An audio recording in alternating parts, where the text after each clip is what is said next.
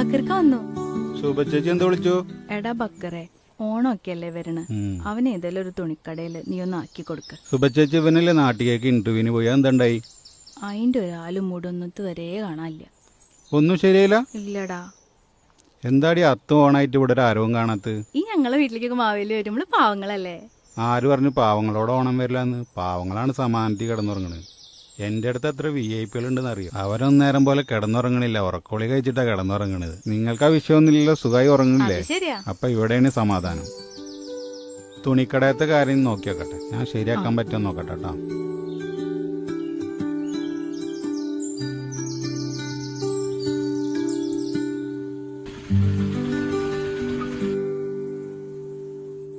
പരസ്പരം സഹായിച്ച് ജീവിക്കുമ്പോൾ അതിനൊരു സുഖമുള്ളൂ.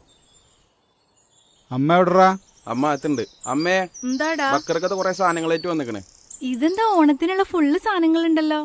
എന്തിനാ ബക്കറ ഇതൊക്കെ? ഇതിനൊന്നും വേണ്ടിയിട്ടല്ലോ ഞാൻ എന്നോട് പറഞ്ഞത്. ഇതൊക്കെ അങ്ങടെ എണ്ണ എടുത്തു കൊണ്ടുവെക്കും. അങ്ങനെ ശോഭ ചേച്ചി, എനിക്ക് ഒരുപാട് പറയാനുണ്ട്.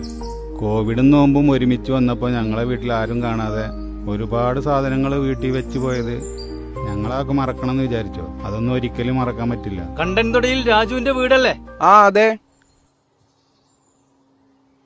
ഒരു കൊറിയർ ഉണ്ട്.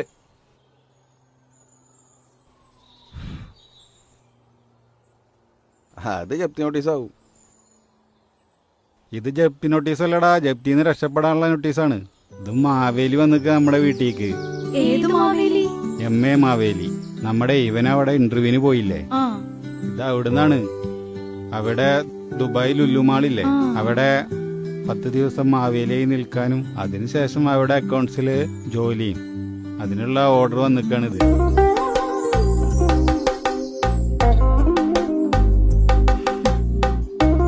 അമ്മ ഒരു കാര്യം ശ്രദ്ധിച്ചോ? എന്താടി? നമ്മുടെ മാവേലിയിലും അലിയുണ്ട്, യൂസഫ് അലിയിലും അലിയുണ്ട്. ശരിയാലോ? വെറുതെ അല്ല അയാൾ ഇങ്ങനെ ഉന്നതങ്ങളിലെത്തിയത്. ഒറ്റ നോട്ടത്തിൽ തന്നെ അവനെ ജോലിക്ക് എടുത്തില്ലേ. അയാൾ നല്ലൊരു മനുഷ്യനാണ്. അങ്ങനെ നമ്മുടെ വീട്ടിലും മാവേലി വന്നു. നമ്മുടെ എന്ന് പറഞ്ഞാൽ നിങ്ങൾ എല്ലാവരും ഇഷ്ടപ്പെടുന്നതുകൊണ്ട് നമ്മുടെ എന്ന് പറയുന്നത്. അത് എൻ്റെ എന്ന് പറയുന്നേക്കാളും എനിക്കിഷ്ടം നമ്മുടെ എന്ന് പറയുന്നത് എനിക്കിഷ്ടം.